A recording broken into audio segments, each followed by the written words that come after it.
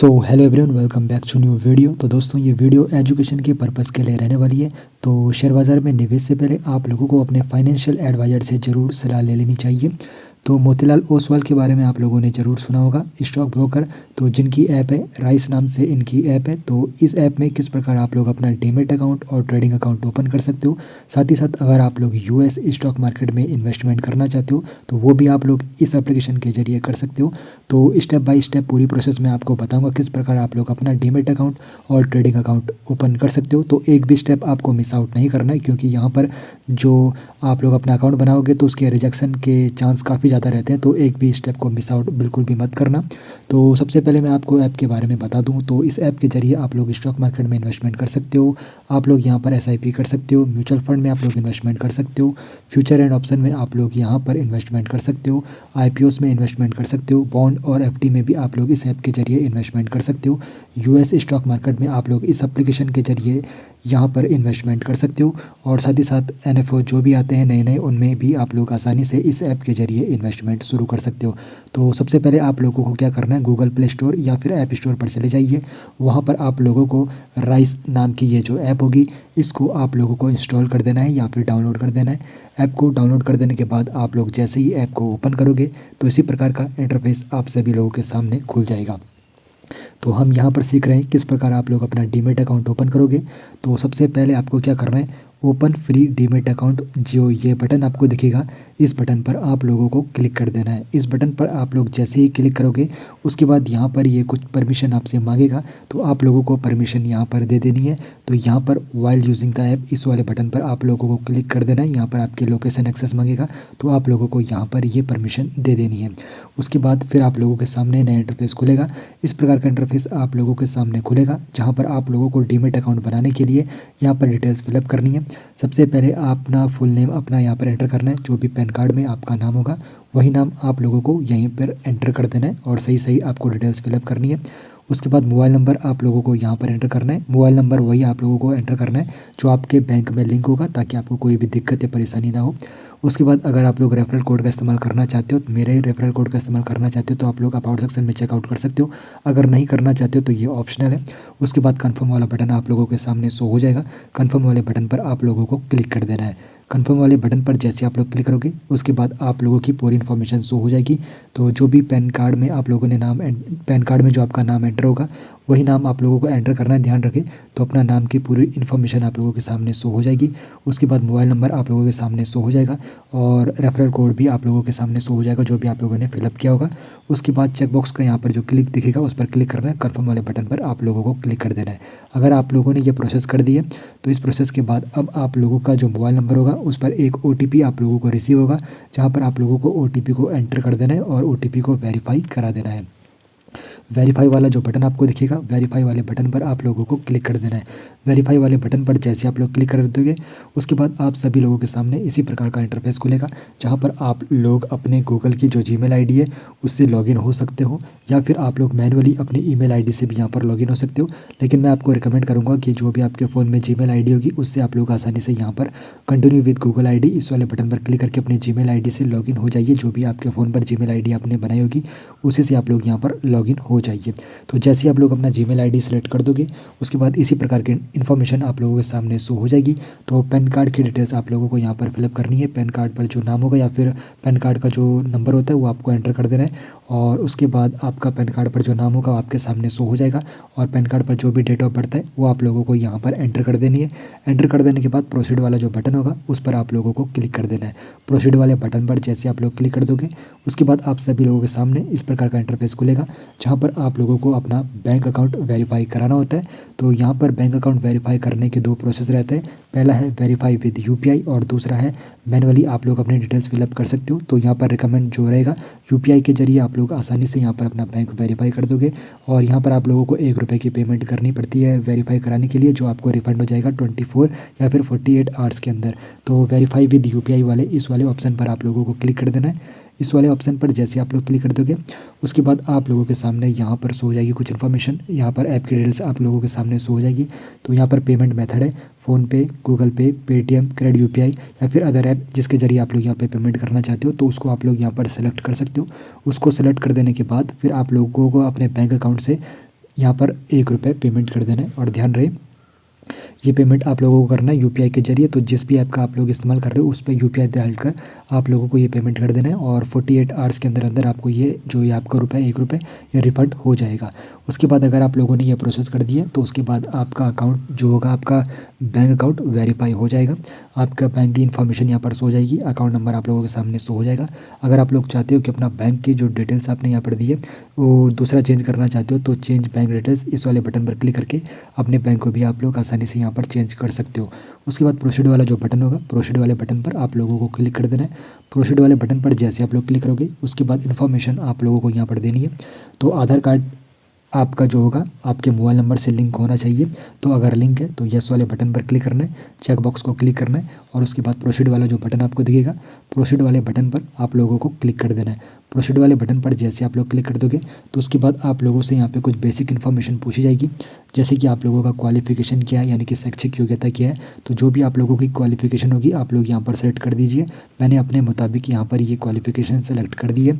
उसके बाद ऑक्यूपेशन यानी कि आपका पेशा क्या है, तो प्रोफेशनल मैंने यहाँ पे सेलेक्ट किया है। अगर आपका कोई दूसरा है तो आप लोग यहाँ पर जो यहाँ पर आइकन दिखेगा इस पर क्लिक करके सारे वहाँ पर आप लोगों के सामने ऑक्यूपेशन खुल जाएंगे, उनको आप लोग आसानी से सेलेक्ट कर सकते हो। उसके बाद नीचे की तरफ आप लोग जैसे ही स्क्रॉल करोगे उसके बाद कुछ और इन्फॉर्मेशन आप लोगों को यहाँ पर फिलअप करनी है। तो आपकी एनुअल इनकम रेंज क्या है यानी कि सालाना आप लोग कितना कमाते हो, तो जितना भी आप लोग कमाते हो उस वाले यहाँ पर बटन पर आप लोगों को क्लिक कर देना है।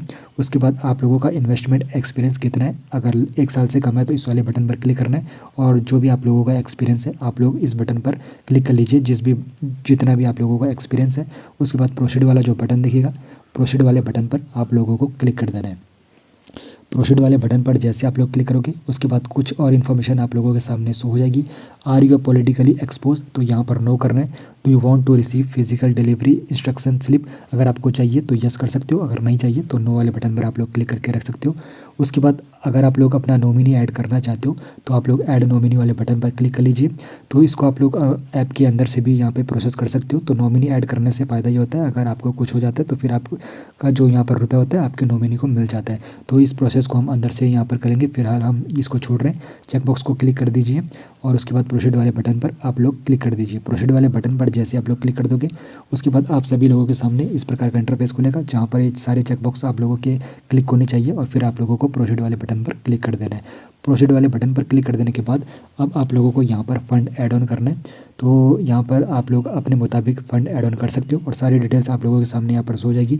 तो इनके स्टैंडर्ड, सिल्वर, गोल्ड और डायमंड प्लान है, तो इसके चार्जेस कितना है तो ये भी आप लोग यहाँ पर चेकआउट कर सकते हो। उसके बाद क्या क्या सुविधाएं आपको मिलेंगी ये सारी इन्फॉर्मेशन आप लोगों के सामने शो हो जाएगी। अगर आप लोग फ़ंड अभी ऐड नहीं करना चाहते हो तो स्किप वाले बटन पर क्लिक कर दीजिए और अगर फ़ंड ऐड ऑन अभी करना चाहते हो तो ऐड फंड वाला जो बटन दिखेगा उस पर आप लोग क्लिक कर सकते हो और उसके बाद अपने मुताबिक आप यहाँ पे फ़ंड ऐड ऑन कर सकते हो। तो ये प्रोसेस भी हम बाद में करेंगे। तो स्किप वाले बटन पर हम यहाँ पर क्लिक कर देते हैं।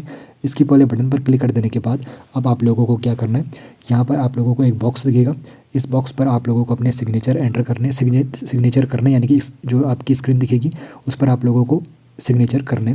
उसके बाद प्रोसीड वाले बटन पर क्लिक कर देना है। अगर आपका जो सिग्नेचर है वो सही है तो प्रोसीड वाले बटन पर क्लिक करना है। अगर आपको लगता है कि आपका जो सिग्नेचर है वो थोड़ा गलत हो गया तो रीसाइन वाला जो यहाँ पर आपको लिंक दिखेगा इस पर क्लिक करके दोबारा अपना सिग्नेचर कर दीजिए और जब आपको लगे सिग्नेचर सही हो चुका है तो उसके बाद प्रोसीड वाले बटन पर आप लोगों को क्लिक कर देना है।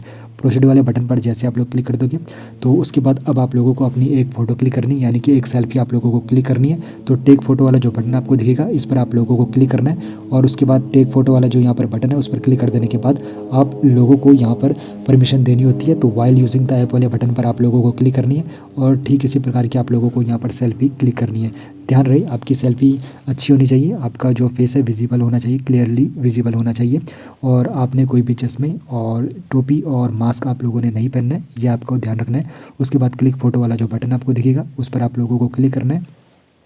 इस प्रकार का यहाँ पर आइकन आप लोगों के सामने शो हो जाएगा जहाँ पर आप लोगों को अपना फेस रखना है और फेस रखने के बाद ये वाला जो बटन आपको दिखेगा इस पर आप लोगों को क्लिक कर देना है। आपकी सेल्फी यहाँ पर क्लिक हो जाएगी, उसके बाद यहाँ पर आप लोगों की फ़ोटो दिख जाएगी और उसके बाद प्रोसीड वाला जो बटन आपको दिखेगा उस पर आप लोग क्लिक कर सकते हो। अगर आपको लगता है कि जो आपकी सेल्फी है वो गलत खींची हुई है तो रीटेक वाला जो यहाँ पर आइकन या फिर लिंक दिखेगा उस पर क्लिक करके दोबारा से अपनी सेल्फी क्लिक कर सकते हो और उसके बाद अगर सेल्फी क्लिक हो गई है अच्छे से, तो उसके बाद प्रोसीड वाले बटन पर आप लोगों को क्लिक कर देना है।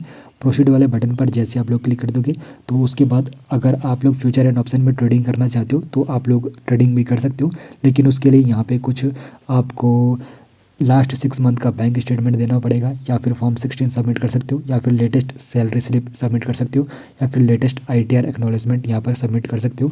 तो फिलहाल इस प्रोसेस को हम बाद में अंदर से ऐप के अंदर से भी कर सकते हैं, तो इसको हम अभी फ़िलहाल छोड़ देते हैं। तो इसके वाले बटन पर क्लिक कर दीजिए।